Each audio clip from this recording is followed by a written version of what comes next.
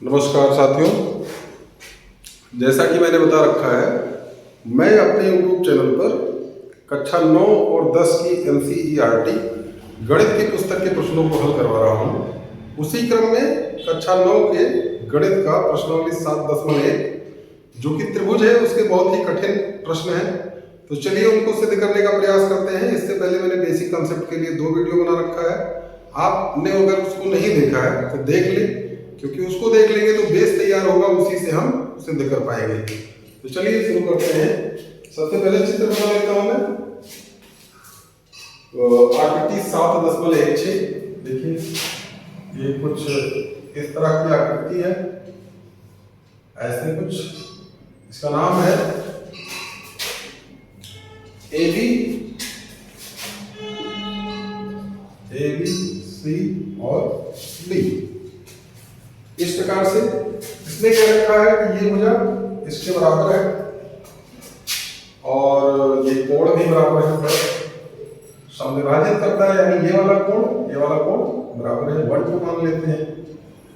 तो देखिए इसका नाम है आकृति 7.16 और मैंने इतने में प्रश्न लिख रखा है। इन प्रश्न इतने में मैं हल करवाऊंगा। हल करते हैं पहले का। तो देखिए क्वेश्चन को पढ़ते हैं। सबसे पहले लिखा है चतुर्भुज एबीसीडी, चतुर्भुज एसीबीडी, सॉरी ये लिखा गया है एसीबीडी, वही मैं कह रहा था, कैसे आ गया एसीबीडी, चतुर्भुज एसीबीडी में AC बराबर AB और कोण और AD कोण A को समविभाजित करता है। ये जो AD है, AD ये थोड़ा सा AD और कोण AC बराबर AD और कोण AB और AB कोण A को समविभाजित करता है। देखिए आकृति 7.16 ये आकृति है। सिद्ध कीजिए, दर्शाइए कि त्रिभुज ABC सर्वांशम है त्रिभुज ABD के। ABC ये वाला सर्वांशम है ABD के। BC और BD के बारे में आप क्या कह सकते हैं? तो चलिए हम करते हैं। सबसे पहले क्या लिखा जाता है? ज्ञात है। क्या ज्ञात है? त्रिभुज ABC व त्रिभुज ABD में। देखते हैं इसमें क्या क्या है।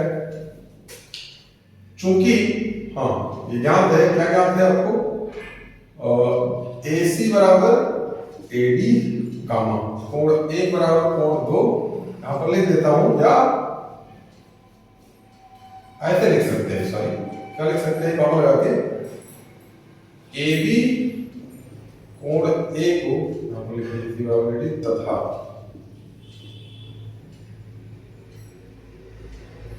भाई पूरा मिस्टेक हो रहा है, इसके लिए सारी चतुर्भुज ACBD में, इसमें मालूम है चतुर्भुज की बात हो रही है।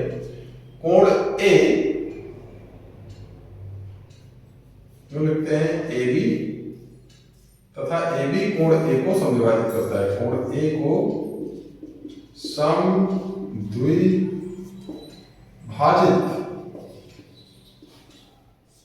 करता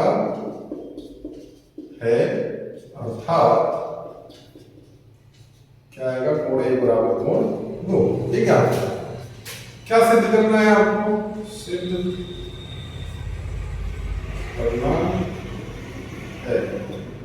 क्या सिद्ध करना है? त्रिभुज ABC सर्वांशम त्रिभुज ABD।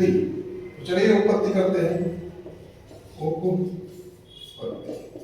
कैसे? त्रिभुज ABC व त्रिभुज ABD में चूंकि AC बराबर AD, कहां से आ गया? ज्ञात है, और कोण 1 बराबर कोण 2, ये भी कहां से आया? ज्ञात है, और देखिए अगर हम बात करें ए बी बराबर ए बी, ये क्या हो जाएगा, ओवेनिस्ट हो गया। इसलिए त्रिभुज एबीसी सर्वांशम हो गया त्रिभुज एबीडी। कौन सा नियम, ASA, ये नियम से। मैं देख लूं थोड़ा सा दिख रहा है या नहीं, क्योंकि नहीं दिखेगा तो गड़बड़ हो जाएगा। ये हो गया, ये हो गया हेंस प्रूव्ड, हेंस प्रूव्ड, इस प्रकार हो गया। अब हमें एक चीज और बताना था BC और BD के बारे में। तो देखिए BC और BD, आखिरी का दो अक्षर आखिरी के दो अक्षर के बराबर होगा। दिस इंप्लाइज दैट BC बराबर किसके आएगा, BD के। उसका कारण क्या होगा, सिंप्लिसिटी, सर्वांशम त्रिभुज के संगत भाग, ये दोनों बराबर हो जाएंगे। तो हम BC BD के बारे में क्या कह सकते हैं, दिस इंप्लाइज दैट BC और BD बराबर है, बराबर है। पहले का सॉल्यूशन हो चुका है, आप इसको चाहे तो कायदे से समझ सकते हैं। अब हम चलते हैं दूसरे भाग पे। पहले प्रश्न का उत्तर हो चुका है, पहला प्रश्न भी मिटा देते हैं हम, ताकि और जगह हो जाए हमारे पास। देखिए हटा दिया पहले प्रश्न को हमने, दूसरे प्रश्न को लेते हैं। पहले एक चित्र बना लेते हैं दूसरे प्रश्न को लेने से पहले। ये कुछ ऐसे है और यूं रहा, और ऐसे एक चित्र बना हुआ है।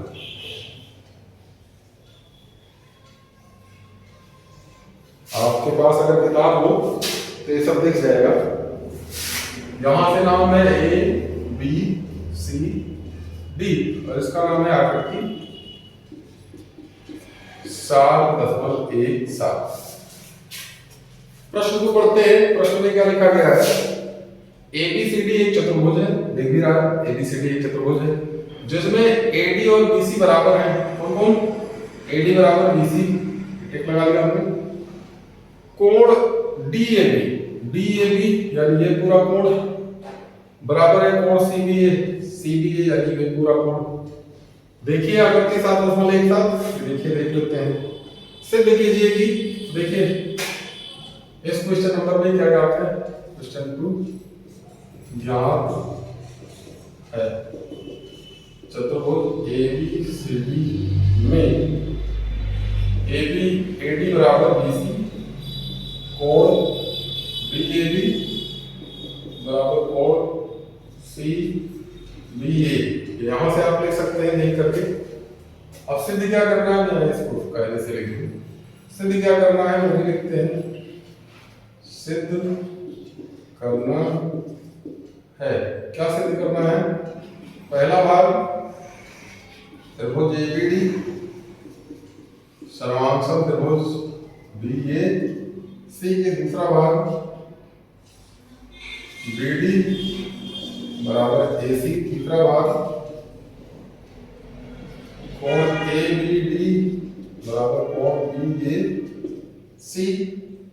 अब करते हैं उपपत्ति। उपपत्ति में पहले भाग के लिए क्या करते हैं, देखिए दो त्रिभुज को लेते हैं, त्रिभुज ABD व त्रिभुज BAC में।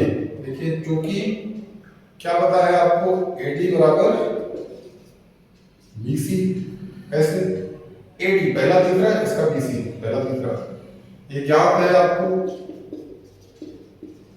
और कोण ABD, अगर हम कोण की बात करें तो कोण DAB, देखिए DAB तो क्या होना चाहिए, CBA, पता है कोण DAB बराबर कोण CBA, ये भी कहां से आया, ज्ञात है।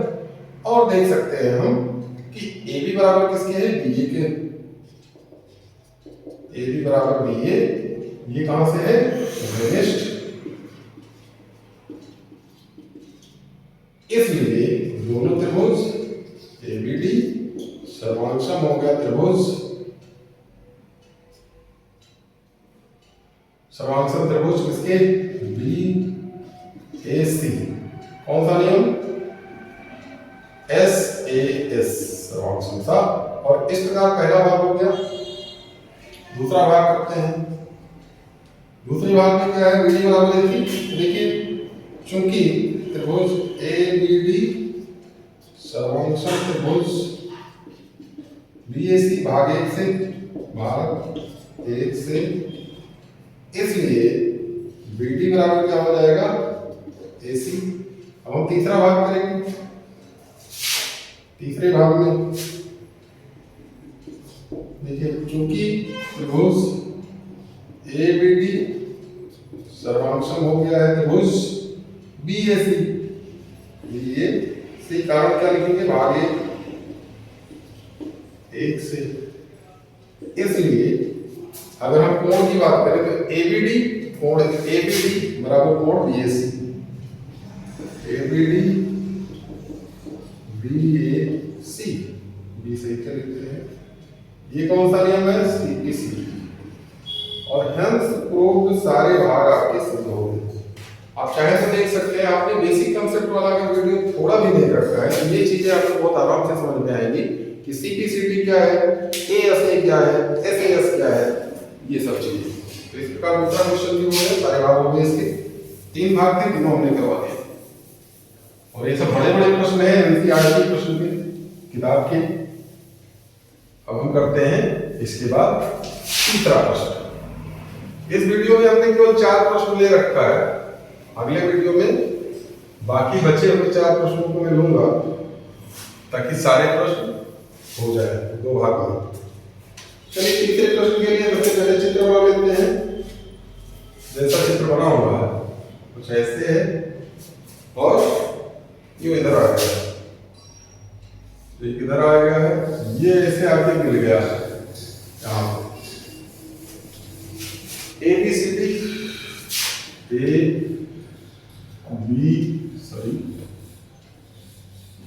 C और यहाँ B, यहाँ पे जो कट कर रहा है उसका नाम है O और इसका नाम है आकृति 7.18। इसमें देखिए क्या चाहते हैं, क्वेश्चन नंबर 3 में ज्ञात है, क्या क्या ज्ञात है लिखते हैं। थोड़ा देखिए वीडियो से कटने ना पाए, नहीं कट नहीं रहा। चलिए थोड़ा सा एक मिनट डालने देंगे, तो एक नहीं डालेंगे तो लिखा नहीं जाएगा मार्कर से।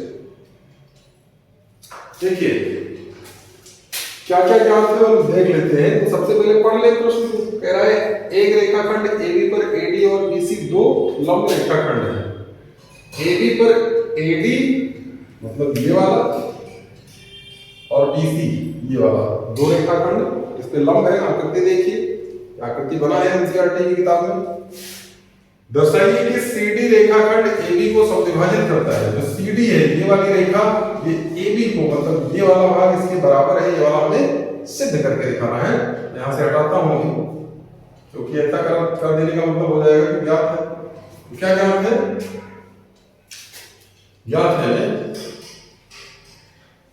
ये लिख सकते हैं कि BC AB पर लंब है और AD भी AB पर लंब है। BC लंब है किस पे, AB पे, कामा AD लंब है किस पे, AB पे। ये 2 बातें पता है। सिद्ध क्या करना है वो भी नोट करते हैं। सिद्ध करना है, क्या सिद्ध करना है कि CD AB को समद्विभाजित करता है। CD रेखाखंड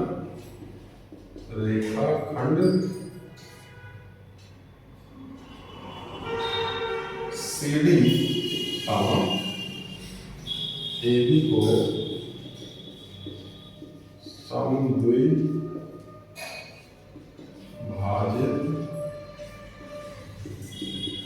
करता है। अर्थात क्या दिखाना है कि OA बराबर है OB। अब इसको सिद्ध करना है आपको, उत्पत्ति करते हैं। कैसे करेंगे, 2 त्रिभुज आपको दिख रहे हैं, दोनों त्रिभुज ले लीजिए। त्रिभुज OBC व त्रिभुज OAD में देखते हैं क्या क्या है। अच्छा AD और BC तो बराबर लंब है। अच्छा ये बराबर है, ये भी लिखना पड़ेगा कि AD बराबर है किसके, AD बराबर है BC, इतनी बात ज्ञात है आपको, क्योंकि ये देखिए दो बराबर रेखाखंड लिखा गया था। तो इसमें देखते हैं, अगर हम बात करें BC बराबर AD, BC बराबर AD, या उससे भी आसान करते हैं, देखिए इससे भी आसान करते हैं। यहाँ देखिए इसको मान लेते हैं कोण 1, इसको कोण 2। त्रिभुज कौन सा पहले लिया है? OBC, ऊपर वाला, यानी कोण 1 बराबर किसके है? कोण 2 के। इसको कहते हैं 3, इसको कहते हैं 4। देखिए ये कौन सा कोण है? शीर्षा विमुख कोण। और देखिए कोण 3 बराबर कोण 4, ये क्यों है? प्रत्येक 90 अंश, 90 अंश, प्रत्येक 90 अंश, इसलिए बराबर हो गया। क्यों 90 अंश? क्योंकि लंब है, पता है, ठीक है। और क्या हो सकता है? BC बराबर AD, ये कहां से आ गया? ज्ञात है, इसलिए त्रिभुज OBC सर्वांक्षम हो गया त्रिभुज OAD के कौन सा नियम? डबल एस सर्वांक्षम हो गया। कौन सा? डबल एस नियम से। और इसलिए क्या लिख सकते हैं हम?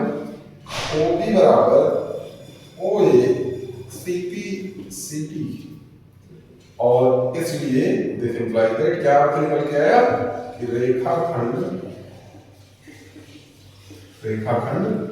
CD AB को समद्विज भाजित करता है, और इस प्रकार हेल्थ प्रूफ सिद्ध हो गया। तो देखिए क्वेश्चन नंबर 3 भी बहुत कठिन नहीं था, जो मैंने बता रखा है आपको। ASA नियम, उसको डबल एस, उसका परिवर्तित रूप था, और है दोनों एक ही चीज। तो इस प्रकार ये भी हो गया। हम करते हैं आखिरी प्रश्न आज के वीडियो का, और प्रश्नावली 7.1 का चौथा प्रश्न। देखिए कैसे करेंगे, इसको मिटा देता हूं मैं।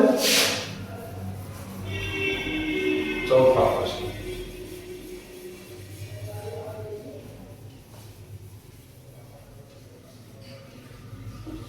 ध्यान से देखते हैं। इसका चित्र किताब में बना है, अगर आप चाहें तो बना लें। दो समांतर रेखाओं को दो समांतर रेखा का एक अन्य युग्म काटता है। यहाँ पे चित्र बना लेते हैं। एक समांतर रेखा ये है, जिसका नाम है L। दूसरी समांतर रेखा ये है, जिसका नाम है M। एक समांतर रेखा युग्म ये है, एक समांतर रेखा ये है, और दूसरा ये है। दोनों मिला के दो युग्म हो गए, P और Q। दो समांतर रेखाएं ये। अब ये देखिए क्या कर रही है, ABCD ऐसे बन रहा है। जहां पे काट रहे हैं उनका नाम है ABCD। AC को मिला दिया गया, इतना है चित्र। इसका नाम है आकृति 7.19। तो देखिए इसमें अगर हम ज्ञात है में लिखना चाहें क्वेश्चन नंबर 4 में, ज्ञात है तो क्या लिखेंगे? L समांतर M है, P समांतर Q है, दोनों एक दूसरे को काट रहे हैं। L समांतर M, P समांतर Q, दो चीजें पता है आपको। सिद्ध क्या करना है? तो बोले ये चित्र दिया हुआ है, चित्र में है ना, और सिद्ध क्या करना है? सिद्ध करना है त्रिभुज ABC सर्वांगसम त्रिभुज A, क्या दिखाना है? CD ये कहां से मिला? यहां से। और जो समांतर है वो तो लिखा ही है। अब देखिए उपपत्ति करते हैं, उपपत्ति। देखिए ध्यान से भाई, ये रेखा ये वाली इसके समांतर है, इसलिए ये वाला कोण इसके बराबर होगा। दूसरी चीज, ये वाली रेखा इसके समांतर है, इसलिए ये वाला कोण इसके बराबर होगा। तो इसको 1, 2 कहते हैं, इसको 3, 4 कहते हैं। तो काम मिल जाएगा। तो क्या लिखते हैं, चूंकि L समांतर M, ये कहां से आया, ज्ञात है, इसलिए L समांतर M है तो कोण 1 बराबर कोण 2 एकांतर कोण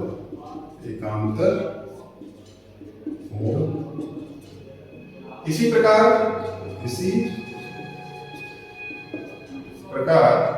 कोण 3 बराबर कोण 4। ये हो गया समीकरण नंबर 1, इसको कह देते हैं समीकरण नंबर 2। अब चलते हैं दोनों त्रिभुजों में।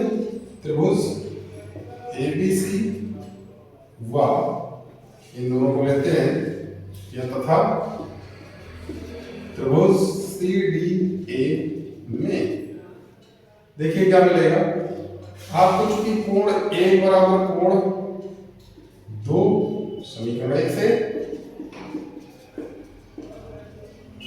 और क्या मिल जाएगा, AC पहला तीसरा तो CA, AC बराबर CA उभयनिष्ठ।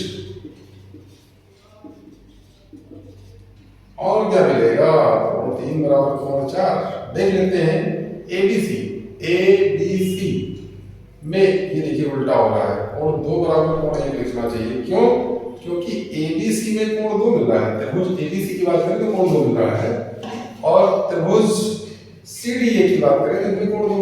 इसी तरह से अगर हम बात करें ABC में तो कोण 4 मिल रहा है, और बराबर किसके होगा, कोण 3 के।